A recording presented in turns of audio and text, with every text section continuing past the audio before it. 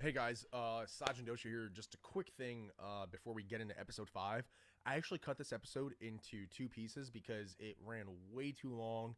This is on the case study of PPD, or Purpose Process Discipline, and I'm actually using one of the students that I've coached with as an example so you could, one, understand how we apply this framework to their journey, but also why having PPD in place is so important. So the first part of episode 5, I kind of go through more of like, hey, this was the purpose of the student, what they wanted to do in terms of their long-term career of wanting to work in the buy side and the short-term steps. And it's really just about, hey, how do you figure out what that purpose is and how do you channel your interest? And then from there, it's like, once you know what you want to do, how do you develop the process of actually executing on those short-term goals? So that's the first part of episode 5, and then the back half of episode 5 is where I kind of go through in more detail of, hey, what were the steps we implemented for the student to follow.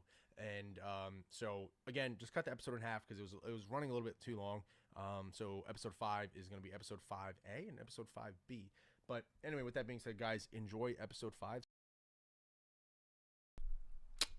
Hey everyone, this is Sajin Doshi, and welcome to episode 5. Yes, we are progressing very nicely. It should be more like episode 100 had I started in 2018 like I planned, but here we are. And excited about episode 5. What's going to happen in this episode? I know last week I talked about purpose, process, discipline, and kind of attack how I attacked my career in banking to get into it, the advice I give to students who reach out to me, and how I think you should approach this journey as well if you want to get into investment banking. And the one thing that I did in the last episode was, hey, I kind of gave you more along with the concept. I gave you the why behind it and why it's so important. And I went through and used myself as a case study so you understood, hey, how did Sajin use this framework in his journey, and how did he maneuver and how did he attack obstacles that came up. So what I wanted to do in this episode, I wanted to use one of the students I coach as a proxy to help everyone listening and watching to craft their own PPD. So that's what we're going to do in episode 5. But before we dive in, everyone who's listening on Spotify, SoundCloud, wherever you get your podcast, make sure you subscribe to the email list so that way you get kind of the episode guide and you can keep up. And obviously for those who are watching, wherever it's on YouTube, Facebook, or Instagram, the link is either in the description or in the bio somewhere, so you can just click on that and download the PDF to keep up. And yes, I do have a you're only one cold email away mug, because that is true, everyone. You really are one cold email away. So yes, those mugs will be on sale soon. I know people are like, hey, Sajin, I want to rep a Patagonia vest with your logo, or a mug or a hat. So like, it'll be on the website, so you can order your heart's desire and have it in time for Christmas. But anyway, let's dive into this episode and kind of into this thing. So again, the three big things that I talked about. What is a pain point that students have who aren't necessarily prescribed to this mantra of PPD, right? So the big pain point is, hey, students are really confused as how to move. So that means, hey, what steps do I need to take? How do I prepare for behaviorals or technicals? Do I reach out to people? Do I take a back office job just to build my resume? There's a lot of confusion on how to move. More so than that, what are the actual tactical steps that you need to take? And then also, I think a lot of things that people mess up on is, what do you actually do when you're faced with uncertainty, right? So that means is like, there's a lot of advice out there, but the advice that's being given, it's really given in like an ideal scenario. It's like, hey, do X, Y, and Z, right? It's like, here, I want you to start here, and you're going to do X, then you're going to go do Y, and then you're going to go do Z. But what a lot of this stuff on the internet doesn't tell you, how bad is my handwriting, by the way? Comment and let me know. That you're going to start at X, and you're going to be on your way to Y, but then something's going to happen, and you're going to have to like go around and zigzag, and then you're going to get to Y, and then just like that, you're going to be on your way to Z, like, and some other shit's going to happen, and then you'll finally get to your path. what people don't talk about is what to do in these situations, right? What do you do when you're faced with uncertainty, right?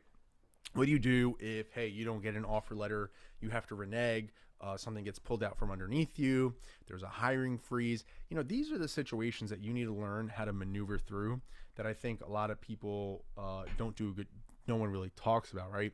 And if you don't have your PPD in place, these pain points will get amplified. Now, the second thing, shout out to Microsoft Surface for just being really extra.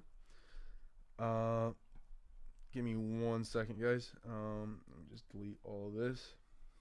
The other thing is that, hey, that's the pain point, but what's the issue, right? The issue is no one is telling you how to actually talking to explain this to you, because what that means is that you can get advice from someone, meaning you can cold email someone, right? You can cold email someone.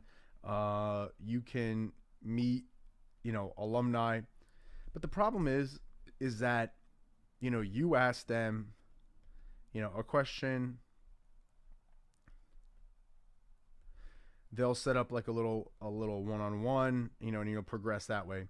But the problem is that sometimes they're so busy, working their day job and their life, that they're not going to be able to understand the intricacies and the nuances of your specific situation, right? Your GPA, your school, your finances, what's going on with your family. Can you afford to work for free? Can you take a loan out and stay an extra year in school? There's so many other intricacies that you may not be comfortable talking with an alumni about, because they're often very personal things, and they can only give so much back, in a one-on-one setting, in a concentrated manner, right? So that is a problem, is because a lot of students are just not getting, and this is the problem that I'm hoping to solve with, my podcast, is that a lot of students are not getting the clarity. Hey, how do I move past these issues? And if you don't get past these issues, it's going to cost you a lot, which is not getting into the front office, right? Which is what, a lot of you want to do, right? So with that in place, understand why PPD, or purpose process discipline, is so important, and to move with this structure. So I'm going to get started. And obviously for those who are keeping up on, you're watching, you can see this pulled up, but folks who are listening, pretty much I just have like a chart I made in PowerPoint. There's one column that says purpose, process, discipline. And on the left-hand side, there's a profile of the student that I was working with. So just a student, non-target, semi-target. I'm not going to say the school, but think of like a Big Ten school. They're a junior, they're a transfer student. So essentially just kind of redoing. You could either get reclassified as a sophomore or just do your junior year twice. It doesn't really matter. It's just semantics. 3.4 GPA. They're a comp sci and finance major. No real work experience. Obviously, COVID had a huge detrimental impact to this particular student, but kind of what our ultimate decision was to, hey, let's drop a major, and we'll get to that in a second. What major do they drop? Obviously, it's comp sci, to just end that suspense. Spread out your classes and to stay an extra year. And this was obviously a huge, financial decision as well. But, after we sat down and really looked through the options, we're like, hey, we need to bump that GPA up. It sucks that you're going to ultimately have gone to college for 6 years, because they were a transfer student from a county college. You have to take remedial classes and what have you. So it sucks that you have to stay an extra year, but guess what? You're going to have a huge leg up on recruiting. You're going to know all your stuff. And you're pretty sure to get a front office internship, right? So that's kind of the profile of the student. But let me talk to you what's really important. The first step of the purpose, and what was the purpose of the student, right? So the long-term goal was like, hey, Sajin, I want to work in venture capital. Whether it's late stage or growth, that's something that obviously can get worked on over time. And what that means is that it's kind of some of the earlier videos I did on the why, right? People are like, hey, I want to work in banking or mega funds, but it's like, all right, listen, there's going to a lot of things are going to happen. You're going to actually have actual work experience. You're going to learn things, and you're going to have things you're interested in, and you'll realize, hey, maybe I don't want to work in a mega fund, right? Maybe I don't want to work in the industry at all, right? So there's a lot of things that will happen. So that's why I said when I started working with the student, I was like, all right, we get it. We know you want to work in venture capital. But let's not get your heart set on like some exact fund or fund size, right? It's good to have an idea, and then kind of work towards that as you progress. But okay, the point being is that, where did this purpose come from, right? Like I said, they were both a comp sci and finance major, and I have a problem with that, and I'll do a video on that another. I have a huge problem with students doing double majors for the sake of doing them. And, I understand you could be interested in two things, but you have to understand like why you're going to college is to get a job. And I'm happy to debate that with anyone, anytime. But again, for this student, their interest was in, hey, really huge interest in the SaaS space, in artificial intelligence, and especially now with the way things are moving and with the metaverse, and who knows where that's going to go. And kind of I feel like there's an inflection point of both hardware and software, and there's so many great companies, incumbents in the space, as well as companies that are being born in this current time period. So I was like, hey, this is like really interesting. You have this inherent background. You love coding. You love working in finance. Now, if we could channel that, there's a ton of sell-side advisory firms that focus on tech companies, and there are no shortage of VC firms that are in the space too. So if you could take that domain knowledge you have, it'll work out really well for you in terms of like networking with people in the venture capital space, networking with entrepreneurs, networking with bankers. It'll bode well for your story of like, hey, I want to work in tech banking because I love technology, particularly these sectors. And that is why I want a career, in banking and then later on in venture capital. So again, I know I preach that like, hey, you want to take what you're interested in and how do you translate that into how you spend your time. But here's the problem is that like you can be really interested in computer science and coding and finance. But the reality is that if by taking your Java, C++ classes, whatever, data structure, whatever that may be, right, doing problem sets, unless you're really smart and you can manage the time and you have like a really ideal scenario, you will struggle. Your GPA will suffer. And it's like I said, perception is reality. So everything needs to get built up off of that body of, off of that, right? So kind of my advice was like, look, you're clearly interested in writing code and you love doing your problem sets. And there's a reason you've been taking comp sci for 2 years, but you have no desire to be a programmer at all, right? So you don't want to do that. Maybe you switch to a minor, right? Or maybe you do something else. Like, can you be involved somehow with comp sci on your campus, or just write code on your own for fun, right? If you're really that interested, you can do something with that world without having it being a major, right? Literally a major where you're taking college credits, right? So again, I don't want to speak to that too much, but it's like, all right, look, we know that you want to transfer ultimately. So, hey, we know you have your kind of certain prerequisites that you need to do, but your GPA is getting hammered. You don't have too much on-campus recruiting at all when you do transfer to the semi-target that you're going to. So, hey, let's forget about comp sci. Let's focus on the GPA when you transfer, because most county colleges to colleges, when you transfer, your GPA doesn't go over. They'll take your classes, but not your GPA. So I was like, hey, look, when you transfer over, maybe you want to try the minor, but screw that. Just drop it. Focus on finance.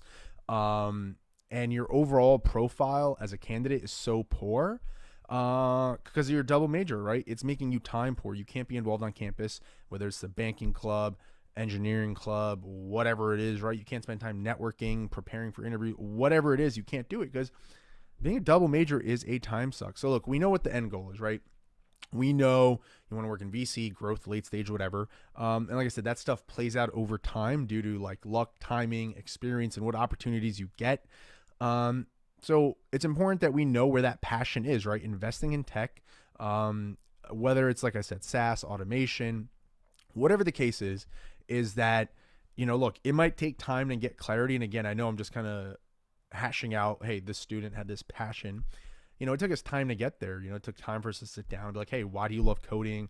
Why did you want to be a comp sci major? Well, it's like, hey, look, there's a lot that's going on in the world where as a banker or as an investor, you can be involved in that space in technology, but not necessarily have to be a technology person itself, right? You don't need to be an engineer or comp sci major to be a part of that world, right? You can be a finance person and interact with that world, but with a finance skill set, right? Whether it's raising capital or advising companies on M&A or investing into those companies.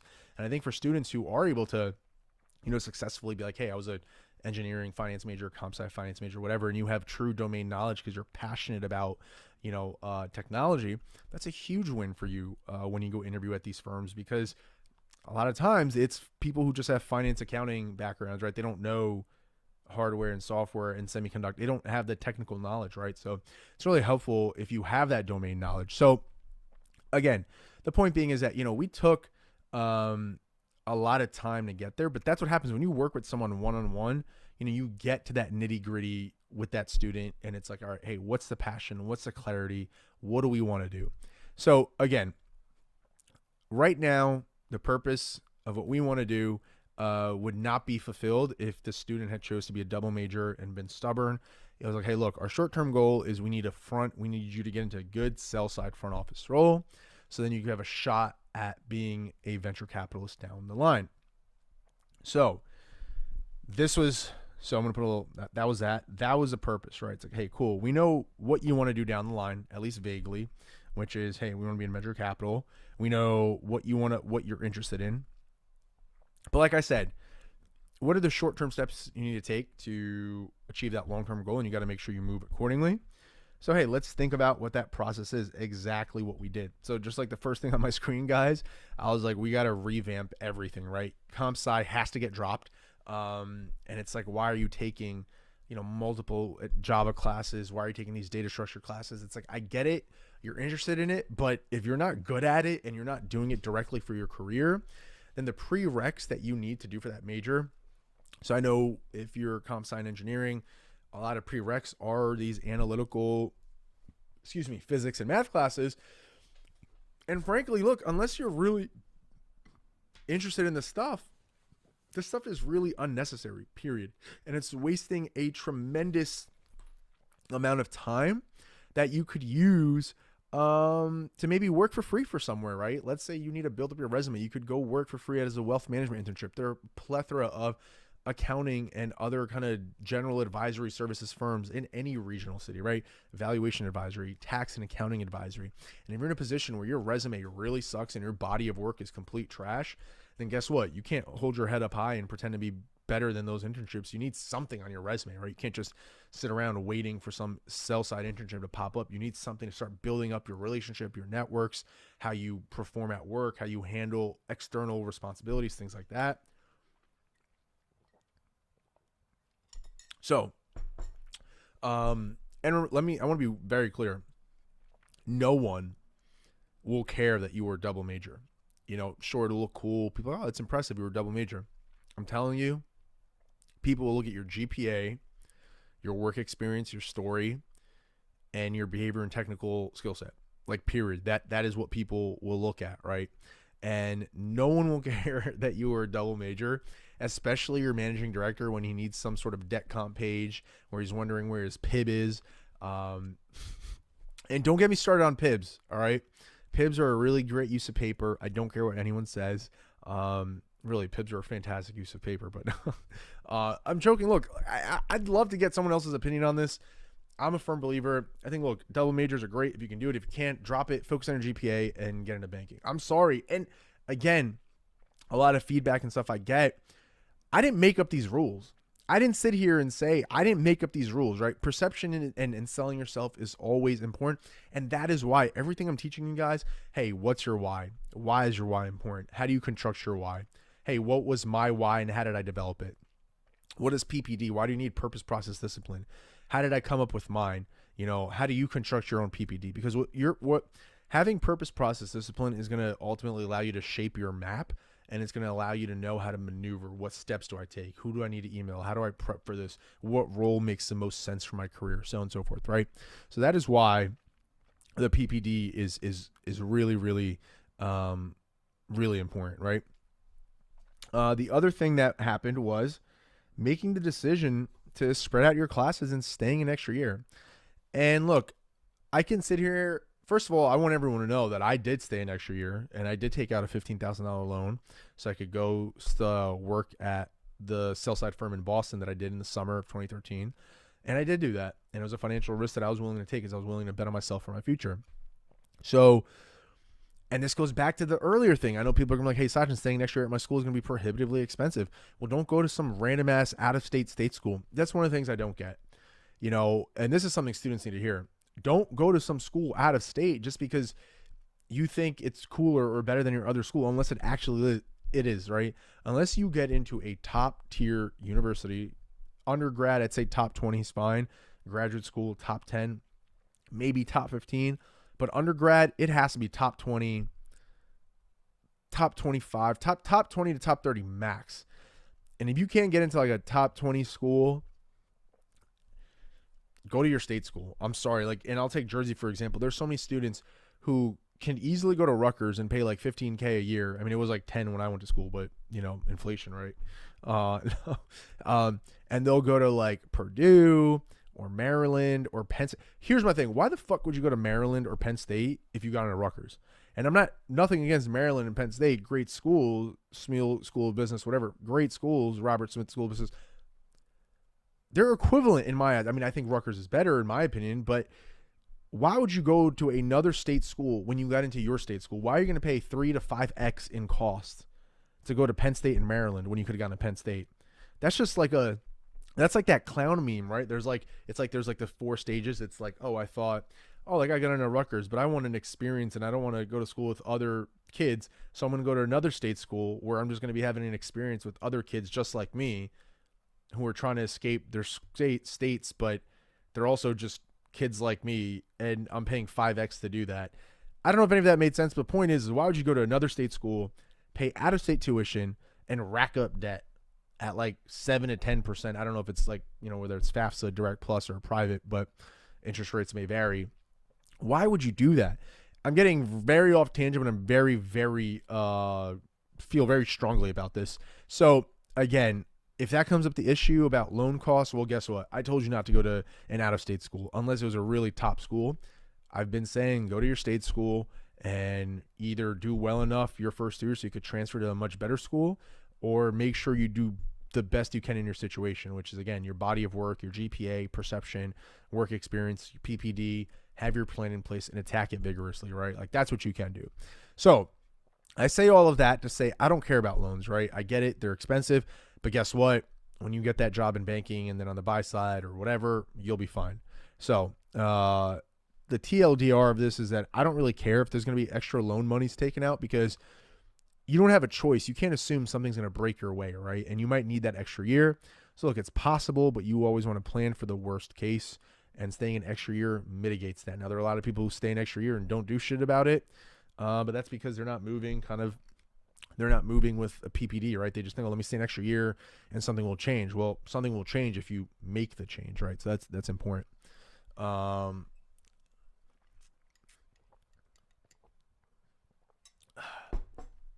Excuse me. For those of you who are wondering, I'm not drinking coffee. This is pre-workout. So there's that. Yes, pre-workout at 2 p.m. So remember, these were decisions with this particular case study. This was something that was like before COVID. But we had to do this because, remember, this is a longer term game, right? If you want to go to a top business school, there are people who've gone in with a 3.4, and I guess now standards are getting looser or whatever the case is. But guess what? GPA matters long term for things like grad school, right? And this is all a game, and you have to learn how to play with the rules.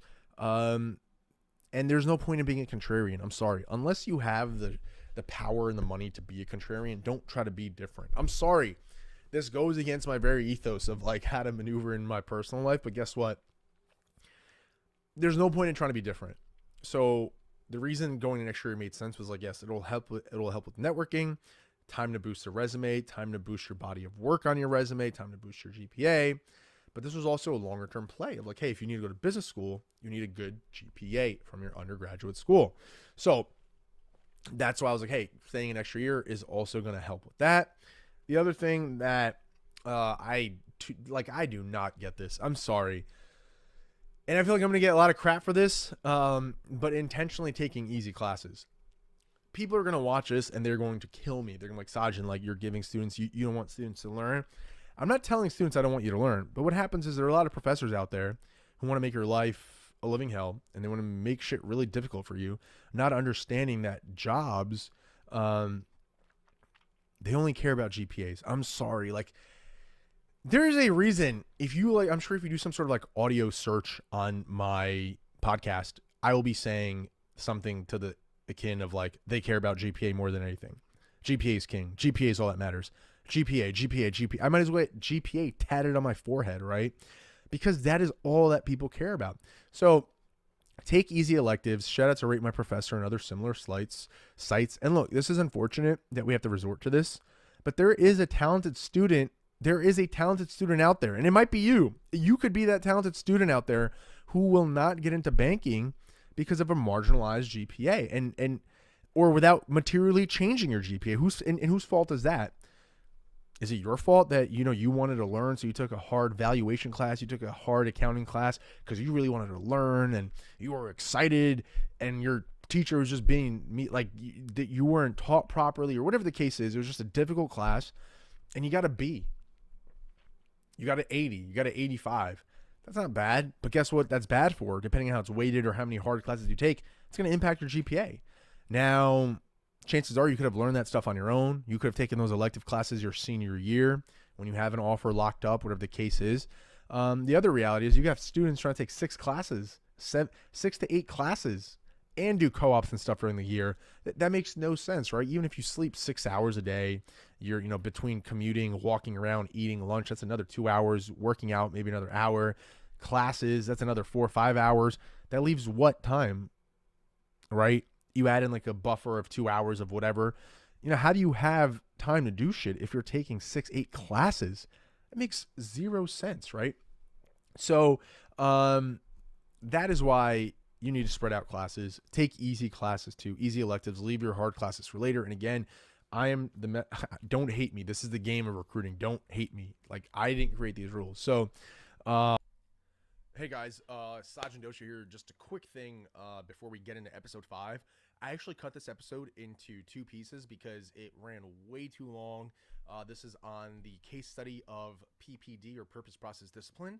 And I'm actually using one of the students that I've coached with as an example, so you could, one, understand how we apply this framework to their journey, but also why having P.P.D in place is so important. So the first part of episode 5, I kind of go through more of like, hey, this was the purpose of the student, what they wanted to do in terms of their long-term career of wanting to work in the buy side, and their short-term steps. And it's really just about, hey, how do you figure out what that purpose is, and how do you channel your interest? And then from there, it's like, once you know what you want to do, how do you develop the process of actually executing on those short-term goals? So that's the first part of episode 5. And then the back half of episode 5 is where I kind of go through in more detail of, hey, what were the steps we implemented for the student to follow?